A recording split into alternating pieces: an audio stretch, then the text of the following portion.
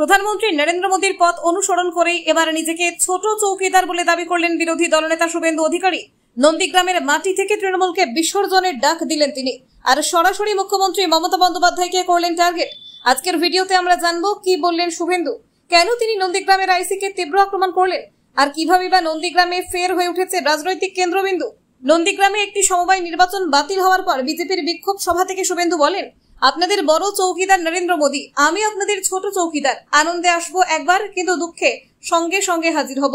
শুভেন্দু দাবি করে 26,000 চাকরি চুরি হয়েছে, আর 32,000 প্রাইমারি চাকরি যাবে সামনে। আইসি, এসপি, এমনকি রাজীব কুমার সব থাকবে, কিন্তু মমতা বন্দ্যোপাধ্যায় থাকবেন না, তিনি প্রাক্তন হবেন। তিনি আরো বলেন, দুর্গাপূজার বিসর্জন যেমন হয় ঠিক তেমন ভাবেই এবার তোলাবাজ তৃণমূলকে আমরা বিসর্জন দেব। নন্দীগ্রামের পুলিশ প্রশাসনকেও তুলোধনা করেন শুভেন্দু। আইসিকে আমি জিজ্ঞাসা করি, তোমার বেতন কে দেয়, পিসি মমতা নাকি ভাইপো? ট্যাক্সের টাকায় তোমার বেতন হয়, তুমি জনগণের দাস। যারা স্টেট কোঅপারেটিভ ব্যাংকের অন্তর্গত, তারা আপনাদেরকে শর্ট টার্মে ঋণ নেয়। এপ্রিল মে মাসে দাদন হয় এবং মার্চ মাসের মধ্যে ঋণ পরিশোধ করতে হয়।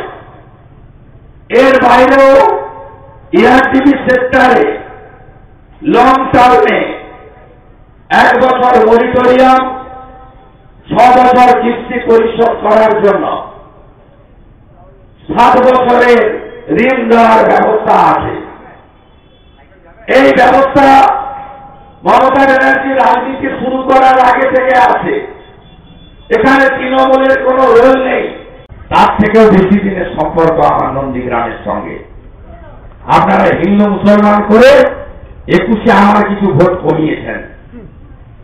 আমাকে যদি পার্টি আর আপনারা দাঁড়াতে বলেন 26 সালে, আমি 21-এ সুদ হিসাব, দণ্ড সুদ সহ আমি মানুষের কাছ থেকে ভালোবাসার মাধ্যমে নিয়ে যাব, আমি সেটা জানি।